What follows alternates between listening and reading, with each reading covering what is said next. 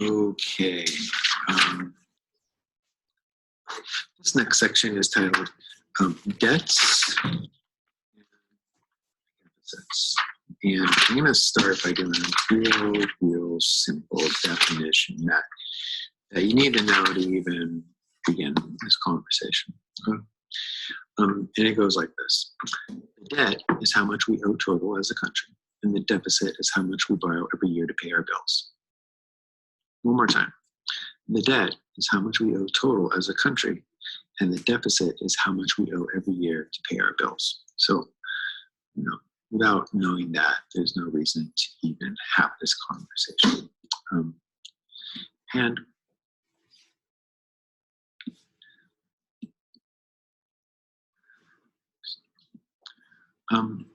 if you look, the U.S. owes $28 trillion. This chart ends in 2018. And we know that the U.S. debt, and we can come back to here and we can say, the U.S. debt has been going up dramatically.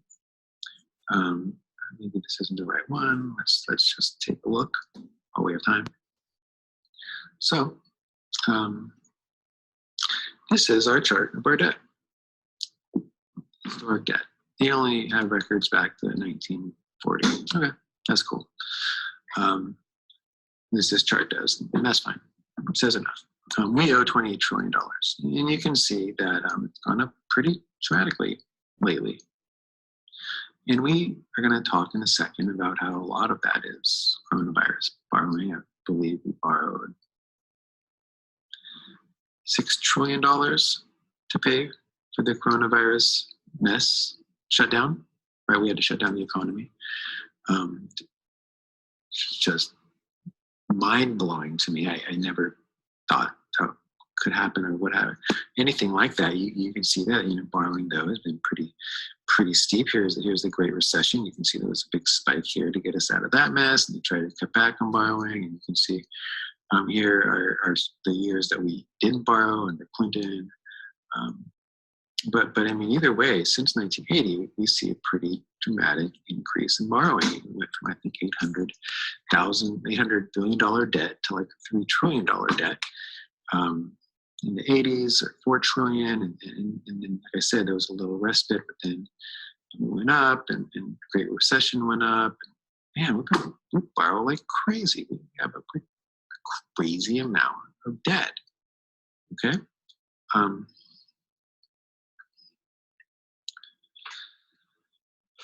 Right. So I'm going to try and look at some numbers here before we get moving on it. Our national our deficit, right? Our yearly spending, year by year. We talked about this. We've seen this number. We just looked at debt. So now let's look at the yearly spending. You can see these are actual numbers. It's really hard to find actual numbers. They loved it. And we'll look at it next as percent of GDP, which is an important thing to understand. But let's look at the actual numbers, right? We have borrowing, 200 billion a year, not even 300. Maybe we got to 300 billion here, and now we're saving 300 billion, and oh my gosh, 1.8 trillion, right? Cut it down to 500 billion or 400 billion, and now back up. Under Trump, I think we read that in 2018 or 2019, it was 984 billion. Okay, so that's our borrowing, our yearly borrowing. This is going to be our deficits as percentage of GDP, and this chart gets a little older, so it's interesting to see. Interestingly, if this went back, I've seen it before. During the Eisenhower years of the 50s, we were saving money. Like, saving money is not unheard of. This year under Nixon, we saved money. What was that, 69, 70? We used to save money sometimes, but borrow most of the time, but not all the time. And then you can see, right, this was, the Reagan years, big deficits as percentage of GDP, and then Clinton shrunk it and saved money, and then here's the Great Recession, and then Obama shrunk it. A lot of this is projected. They had no idea what was going to happen. Look what happened. This is how much we borrowed during the coronavirus. Oh my gosh, you guys, this is crazy. Look at the date. I remember. There's March 13th right there. I was at work. I was so confused that week. What's happening? Something weird's happening. I don't get it. And then the shutdown happened. And that was crazy times. I'm back here, but still I'm masked up. I mean, let's not get too deep on this. We borrowed a bunch of money. Trump borrowed a bunch of money. How much he borrowed? By summer, Trump had borrowed $3 trillion to pay the bills during the shutdown. Let me say that again. By the summer, Trump had borrowed $3 trillion to pay the bills during the shutdown.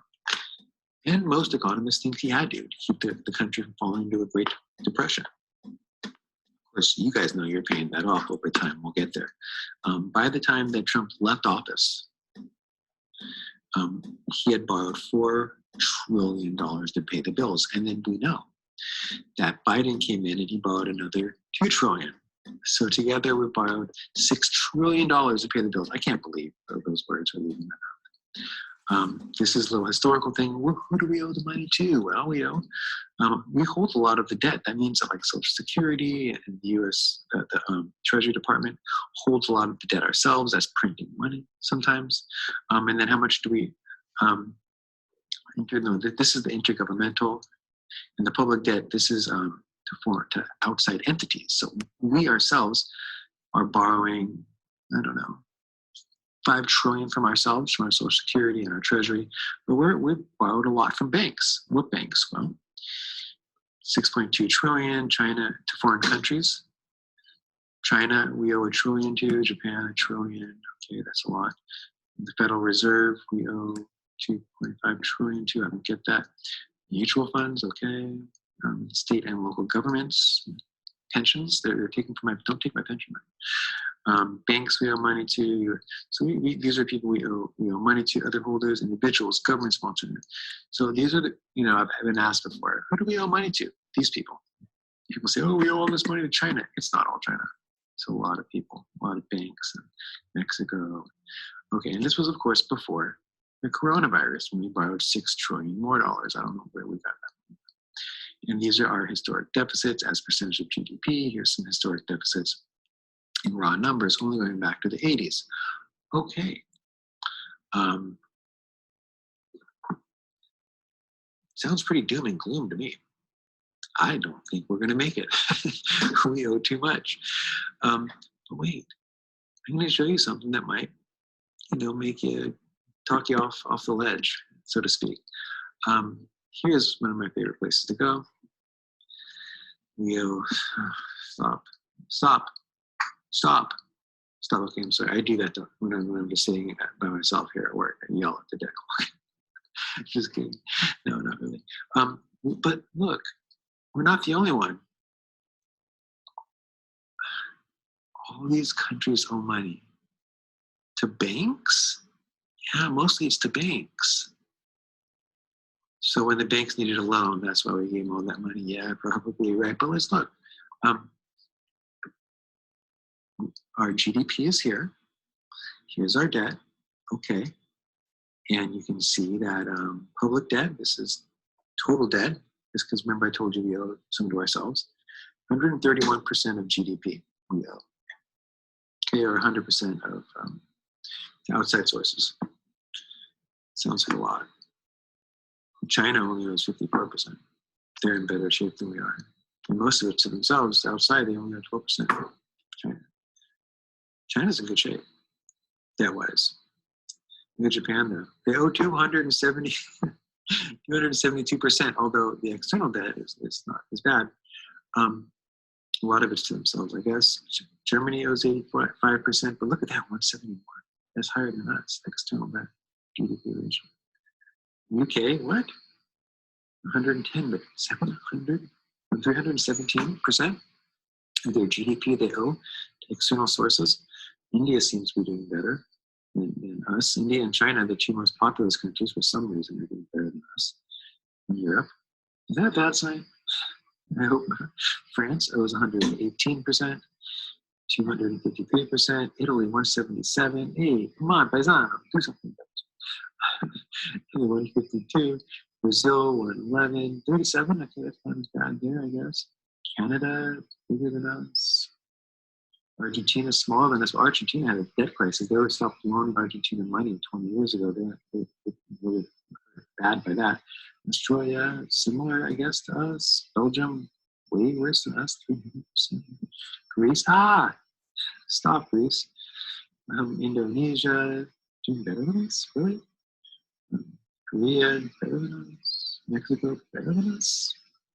Those are, you don't think those kind of things, right? Nigeria, way better than us.